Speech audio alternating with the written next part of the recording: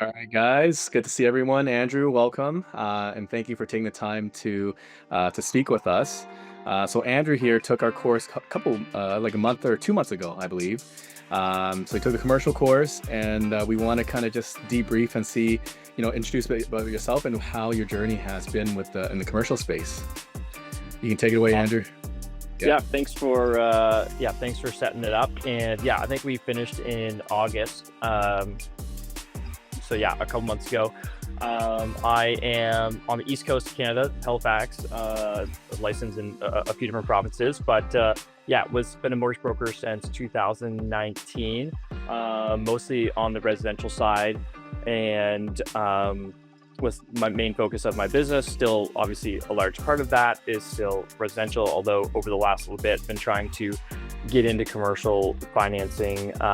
Especially, I've invested in properties myself, and therefore my center of influence was around there and was getting a lot of commercial inquiries in the past. Kind of little dabbled in it a bit, and then steered away from it and started fishing those things out, and then decided to, because of the people that were coming to me, try to start doing it a little bit myself, and was doing it. It's like anything, there's a learning curve, right? And then when I saw an advertisement for your guys' program, I said, okay, this would be a good place to learn some tricks of the trade and what some other people are doing, and yeah, jumped on it. So that brings us to now. Which province are you licensed in, by the way, or which one can you do deals in? Yeah, so basically all the Atlantic provinces are good, and then Ontario and Alberta. Perfect. So Oh, if any agents out there that has deals in those province, do reach out to Andrew.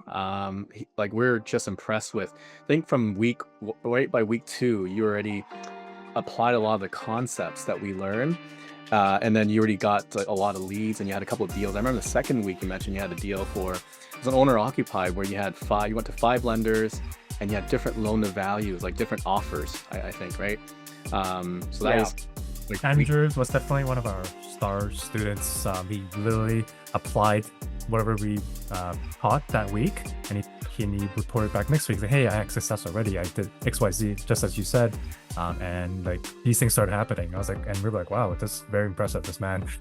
So we're very, very happy for you, Andrew, and we're so glad to hear you're doing well now as well, and then applying those concepts in your everyday life, work and everything. So I think the key thing there for anyone maybe that's watching this and considering it, and I think speed is just in business in general is a good thing, right? When you try and do things slowly, I find that can kill momentum, and you try and be perfect before you do something. And even on my residential side, when I started, it's like, okay, well, get the deal, and you'll learn as you get deals. You can't learn everything and then go get a deal, which is kind of the same philosophy I took here, which was, okay, I'm not going to learn all the ins and outs of every commercial deal. And you guys do a great job of doing case studies and showing examples. And at least for me, I'm someone that, the school of hard knocks, maybe sometimes I need to learn the hard way in order to actually have it stick. So I'm very much, a lot of the things that maybe someone who's looking at this, some of the things you're going to get that maybe you wouldn't really understand that would be part of this is more than just how to underwrite a deal. And those are the things that I really started doing right from week one was some of those maybe a little more intangible things of how to get yourself set up. And there's a lot of you guys really do a great job opening the door and showing exactly how you guys set up yourselves up for success, and those are the things that I acted on right away instead of trying to understand every in and out of underwriting a deal. you sure, like we preach this to our students that the technical stuff, honestly, you guys can learn in school. You probably learn in your finance class. You could take courses, but what we try to do is the intangible part, like show you how we actually get leads a little differently than what maybe your brokerage or other people taught you. And because we had to, because when I first started going from banker to a broker, no one really told me how to get deals. So I had to figure out myself. And Andrew, you're right. I always tell my students that after you learn the course, the real learning part of it is when you actually get the deal and you're working on it. So we need to teach you how to fish first, get the leads, and then when you work on it, everything falls together. And I'm sure you're seeing it now when you kind of put pen to paper. You're like, I get it now, the process. right? Yeah. When you looked at it, it's probably a little bit confusing. But luckily you did have some background in commercial a bit prior to that. So that helps for sure. Yeah. Yeah. And I think that's something that steered me away too. The first time I tried to do commercial, it would have been a few years ago, probably like 3 years ago. And I reached out to one of the lenders you'd use in the broker space. And side note, there's no commercial lenders in there are, but like to be able to offer your client the full suite of products that are out there, you have to go create those relationships, which is maybe the number one takeaway that I got from you guys was how you do that. So finding clients, but also finding the actual lenders to lend you the product to give to the clients. But when I first started, I can remember calling, what was that, First National? And they were like, yeah, okay, what's the DST of the property? And I go, what's the what? They were like, the DST. And I was like, well, the GVS or TD. So it's like you do have to shift your mind, right? And so there is going to be a learning curve there. And there is a little bit of base knowledge that you'll get pretty quick through this program. But as you start getting into the fine details, same with residential, right? What's your prepayment privileges? Are they, 2020, 15, 15? Those little things, of course, they're good to know, but it's not something you need to know right off the bat. It's really setting yourself up as the basing. Where are you getting clients? Where are you going to get the product, AKA the lenders? And then I found as well, the lenders will, as long as you have a good understanding, like a base understanding, you have the right documents, you have the right intention, they will kind of help you with that regard as well. But understanding the base of it, which you get more than that through this, is all you need to really get started and be able to start that journey. No, you hit the nail on the head, Andrew. Like, our course is not teaching you how to be an underwriter. Our teach is teaching you how to be a commercial broker. And as a broker, we're really just the middleman. And it's really developing those relationships with the lenders and the borrowers. Even if you have a good deal, but you don't have a good relationship with the lender, the chances of doing that is significantly lower, right? So that's why we really try to preach lender relationships as well as the technical side as well. Like Tuan was saying, just adding to that, like you can chat GPT or Gemini AI, how to do a debt service table or whatever. Like that doesn't really matter. That's not going to get you the deal done. It's really the intangible relationships that you form on both sides, right? So and the bank's going to do that anyway. Well, you can do it on your end, just have an idea if it's going to work. But when you send it to the bank's going to have to run their own numbers. So you're right. You don't need to be an underwriter. You need to be a connector. Yeah, you're a connector. That's what we're trying to teach everyone. And also, like the summary that we try to teach you, like we're not asking you to do like 10 pages, to do 2 to 4 page of summary, because that summary, the key there is that you're respecting the banker's time, right? You're like sending a resume in, and there's hundreds of resumes. You need your deal. So key. That's key. So key. Like that I always tell people, and literally everything I do, like I'm not smart enough to invent a wheel. Yep. But I'm smart enough to watch you build it and then say, oh, okay, I can do that. But maybe I'm going to just do, this part a different way. And that part, exactly. Put my own flair into it. And you guys who have been doing this for a decade showed that process of like, because I was someone who was putting together everything, getting every document, giving you 2 hours worth of work to give me an answer. And it's like, okay, wait a second. You're wasting people's time. There's a more efficient way to do that. I'm not going to give away here, but if you take the course, there is a more efficient way to operate your business for yourself time and other people's time. Yeah. No, I agree with you. And it's such a fine balance, and people don't realize that, because sometimes I think we get into like tunnel vision or analysis paralysis, and we all do, because we're very technical by nature. So of course we think that more is better, but we have to balance this. At the end of the day, we need to put food on the table. We need to get deals done, right? So mindset is, how do you balance all that and still keep the lenders happy, still keep your clients happy, but run a business efficiently? I think that's a big thing for us, is we hope that, because we've seen so many we've done a lot of trial and error myself, and I've trained so much agents where I've seen some take too much time, where you end up losing the deal, you get frustrated. So imagine you spend 6 hours on a file, you lose it, now you're deterred, you don't want to do commercial lending anymore. You become not motivating anymore, right? Yes. Balance to all this, right? So to keep your sanity, basically. Yeah, absolutely. You don't need to put 2 days worth of work in to fish out a deal. Like, it's not needed. That's a perfect takeaway for our course. Exactly what we're preaching. Yeah, that was a huge takeaway for me. Like that was number 1 and 2 was 1, you don't have a list of lenders. You have to go create those connections. 2 is how to actually structure it correctly, which I won't give away, but helps with number 1 when you can show them exactly how you structure things. Yeah. because it's Your saving them. write-up that I saw the other day, Andrew, it looks really good. Yeah, like you've done a Thank really you. good job, and I can see your own flair in it, which I love. That's exactly what we're telling you. Like whatever we do, it's the way we like to do it. But please put your own flair in it, which you did, and it looks great. So just keep going where keep doing what you're doing. So. And that's how it should be. Every agent, when you come out of this course, we want you to have your own flair to this. Like you shouldn't try to mimic us, because the way we think, the way we talk, the way we write can be very different. You got to add your flavor to your comfort zone. And that's what we love, is that you adapt it really quick. But if you hold the stick too tight and you try to follow everything, how did Tuan do it, then it becomes very tough and frustrating, I feel. Yes, it's easy to make things complicated and really hard to make things simple. And I find that when you're creating a wheel, you make things very complicated because you want to make sure that you're doing the best, you're doing everything. And then you see someone who's been doing it and is a well-oiled machine, you go, oh, wait a second, this, and this really isn't necessary. I could do it this way. And you still kind of keep your process to it, but do it in that structure. And it's just a fast track in that regard. Now, if you are brand new, even for anyone maybe who's not brand new, there's a huge learning curve to everything. And so I would just say, don't get discouraged because something went wrong. Because Tuan, you just said, maybe you spend 6 hours on something and it goes wrong, and you're like, oh, I'm never going to do this again. Well, I'm sure you were like that when you first did residential as well. So being able to offer commercial is going to make you a huge differentiator in your market. And not only that, but there's a lot of potential upside. So stick with it. Both you guys have been fantastic, and after the course I reached out with a few questions on stuff and giving insight. So it's not that once the course is done, you're done communicating. You're still giving value and helping people be successful, right? You guys really truly care. Like I feel that it comes across evidently, and that is part of the key to it as well, right? So there's just, because there is a large learning curve to it, but if you want to take that step and become the broker that can do it all, then there's no better place to start, for sure. And I agree. Like, imagine when we all first took our residential mortgage broker exam. You pass that exam and you start day one, you really don't know what you're doing. You're going to take hours and hours on the file, especially for new agents. It's exactly the same in commercial. There's no shortcuts to hard work.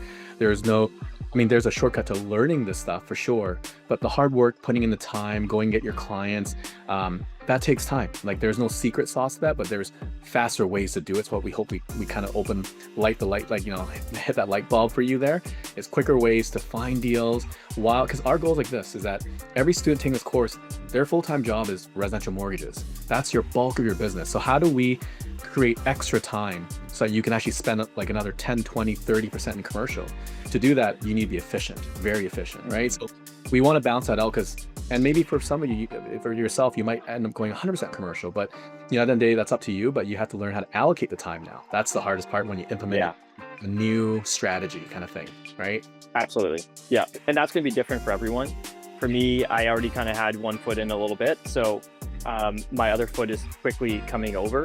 And I actually have someone running my residential side. So it will be something where I am 100% over in commercial within time. But that process would have taken me much longer had I not taken this course.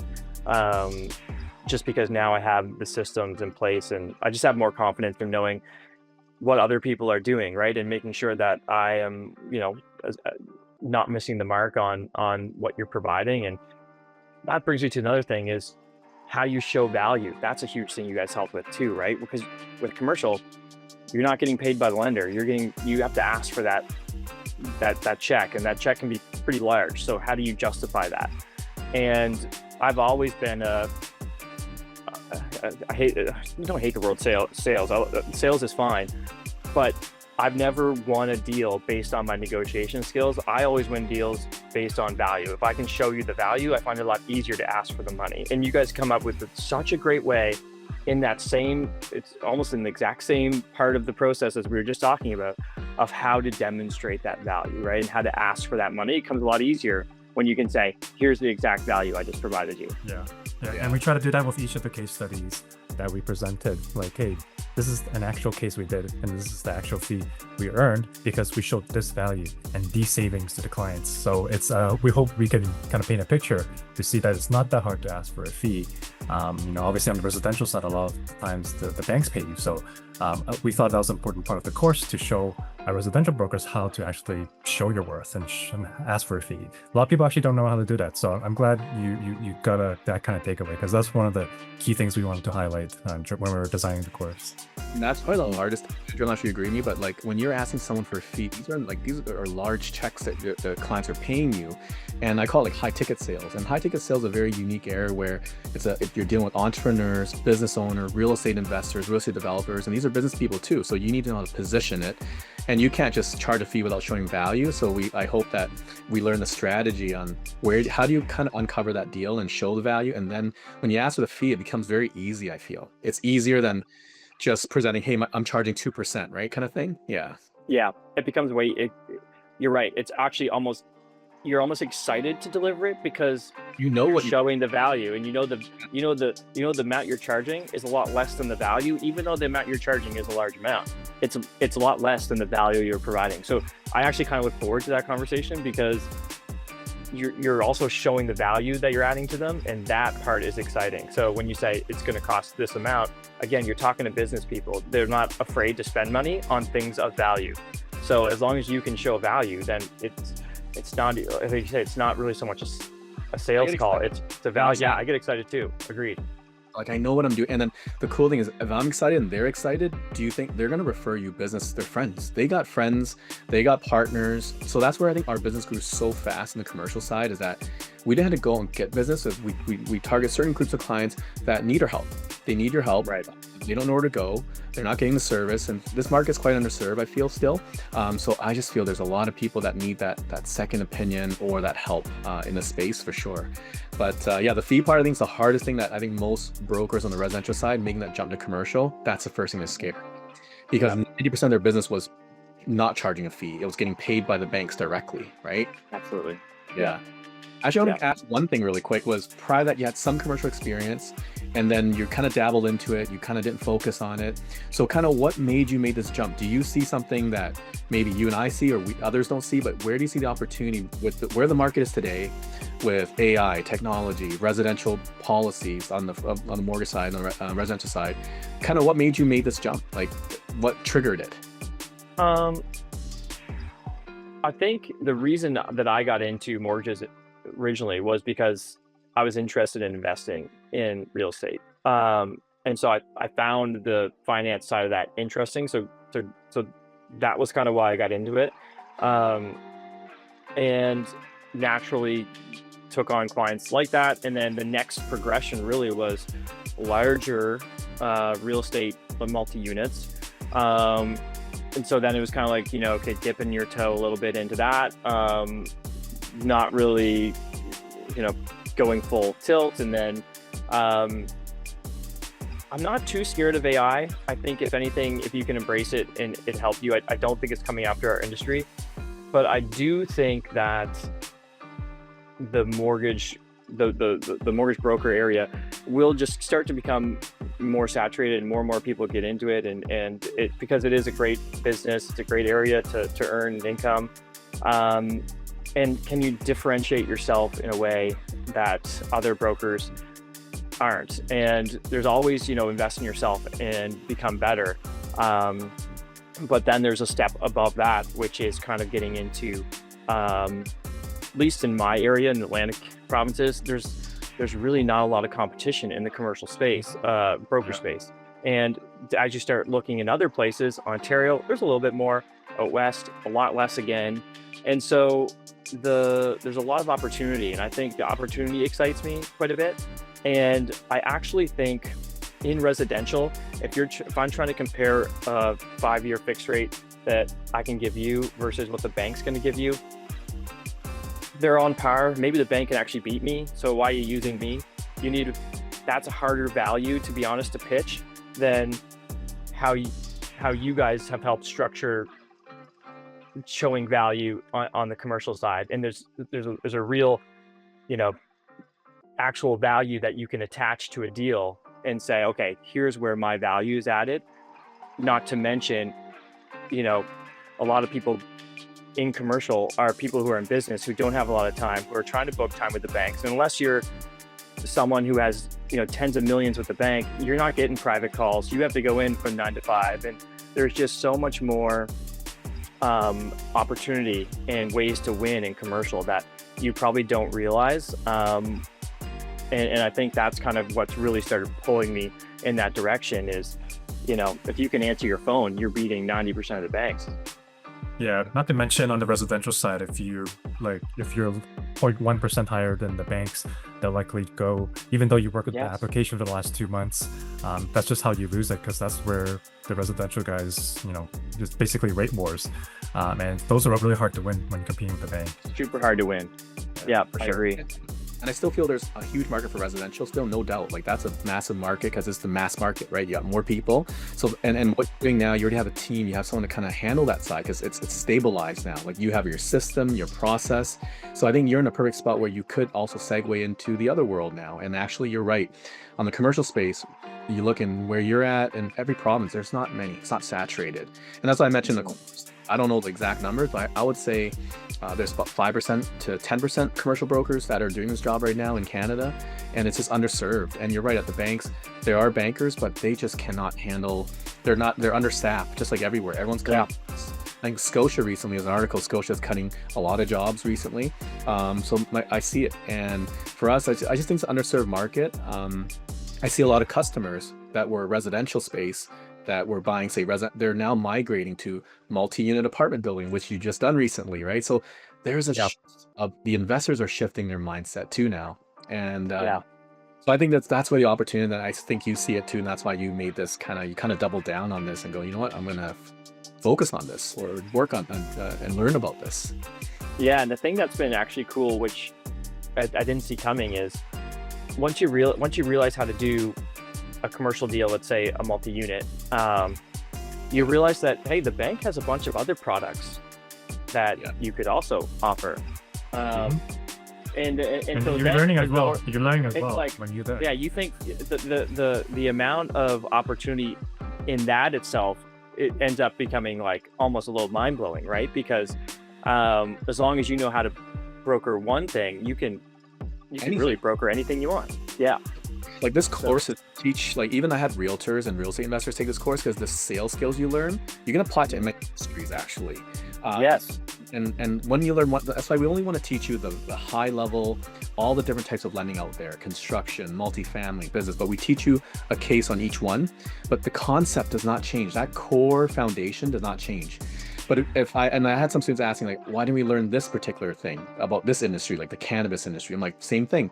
What you learn how to underwrite on a law firm is the same thing as a cannabis deal. Like you just have to kind of adjust. I urge anyone watching this to don't get caught in the weeds of the actual type of asset, because that's going to change. Same as residential. Your underwriting guidelines are going to change. You're going to have to, I think OFC's coming in and saying that we can't use other rental income for the subject property.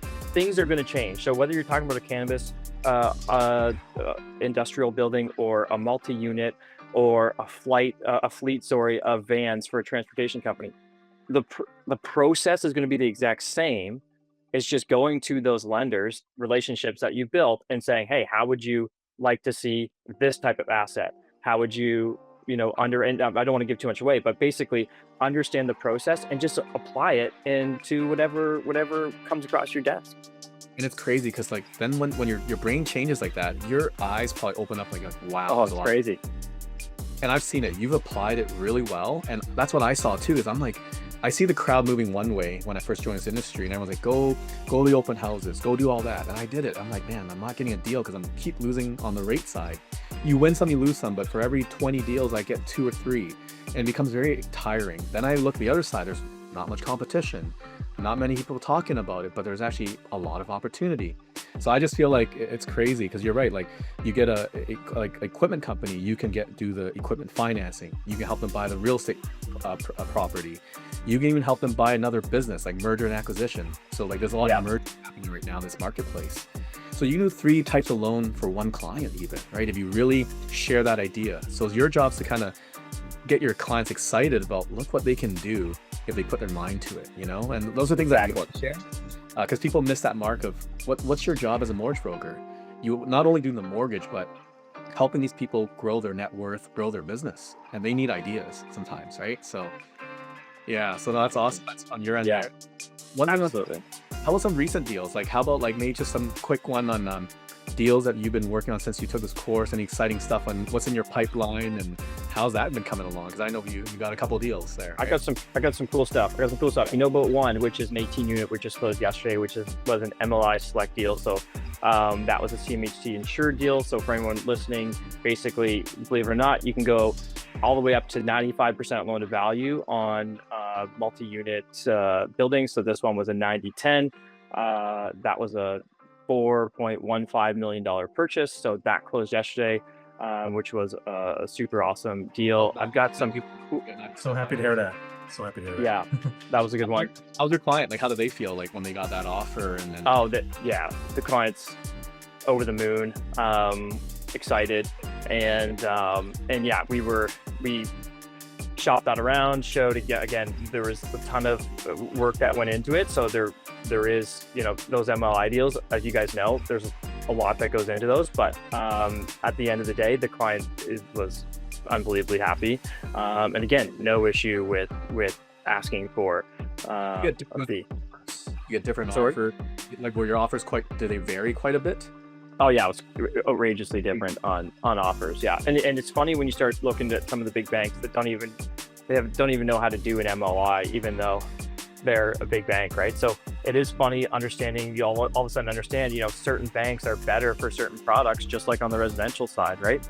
Yeah. Which is just cool. The big 6 banks aren't very good or versed at it, and we kind of mentioned to you too to try the other lenders. If they're not good, that means the opportunity is even bigger. Even bigger. Right? Every client's most clients gonna walk to the big 6 banks. They're gonna get their doors shut down because they didn't really do it.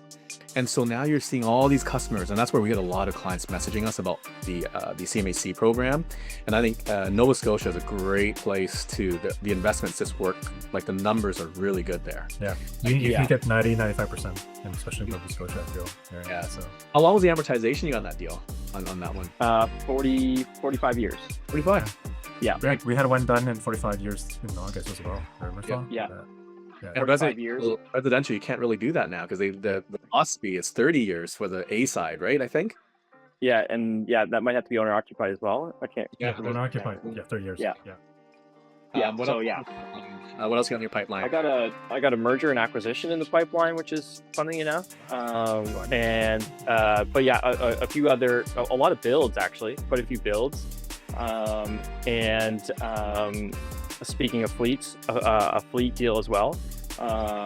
That's in the pipeline, and things like cars, trucks, trucks. Yeah, a trucking company. Big Storage units. Some storage units that's in the pipeline. Like you're diversified right now. I love it. Yeah, kind of. It's funny. Bit of everything. It's one of those things, like you guys said, you talk to someone, you help someone out, then all of a sudden they're like, oh, you need to talk to this person because this person is trying to do this. It's like, okay, yeah, sure, let's go. And it just cascades from there and avalanches from there. That's kind of how we built our business too. Like we were just word of mouth.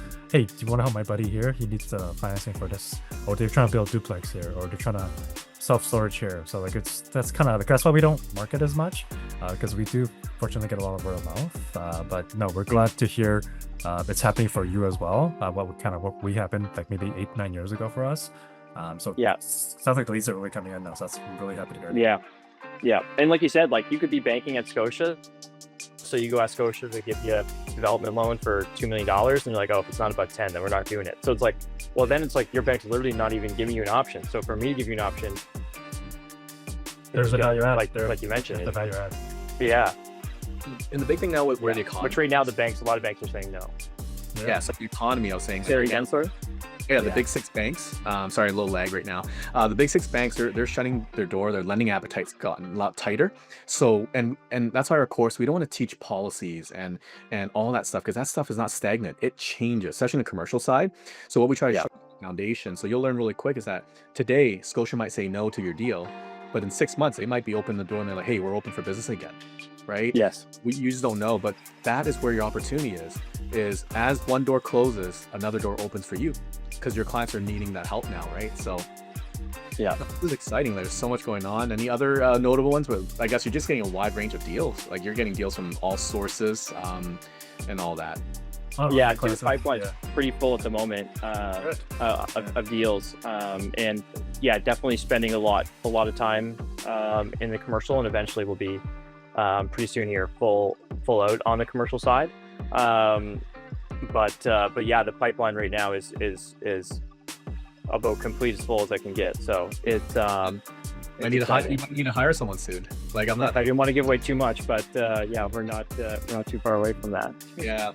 There's also other brokers like your brokerage where you're at. You could help serve the agents that don't do commercial there. Like there's just so many ways to slice and dice on how to generate leads. Yeah, And- even just in my market, like other brokerages, like we're getting leads from other brokerages in Halifax, right? That just don't want to touch it, and they're like, oh, I know someone actually that does that, and it's like, Yeah, that's how we grew. Yeah. We started off with the brokerages supporting our own brokerage and even other brokerages, and it just became like a big thing. That's where the whole course thing came, is that a lot of agents wanted to join my team. They're like, Tuan, can I join your team to learn? I didn't have the capacity to teach, so I felt the course was probably the easiest way to lay it out, and also for me to allocate time to teach everyone.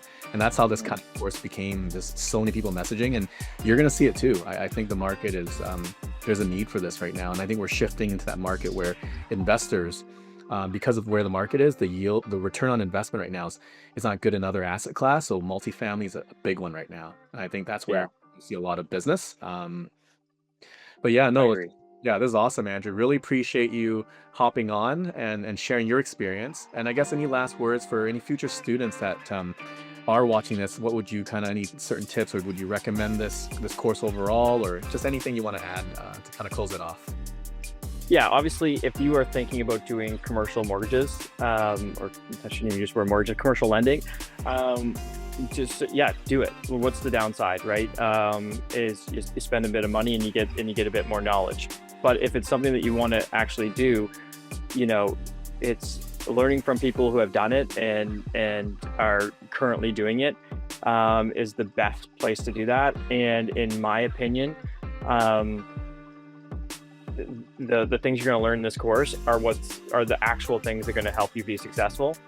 And that's, if you're a person that is analytical and wants to know the actual ins and outs of the product, I think that you just need to take the leap and learn as you go. And with that, if you fall once or twice, just pick yourself back up and keep going, because you can't, anything worth achieving is going to take, a few hard steps to get there. But if you pursue, I think I think you're going to really like it. And I think you're going to understand, like you said, the eyes are going to widen. You're going to realize, oh, is no one else seeing this? Because there's a lot here, a lot of opportunity. So, this will give you everything you need to get started and set a foundation. And then from there, it's really just working towards it. And if it's something that you want to do, then this course is the best place to start, for sure.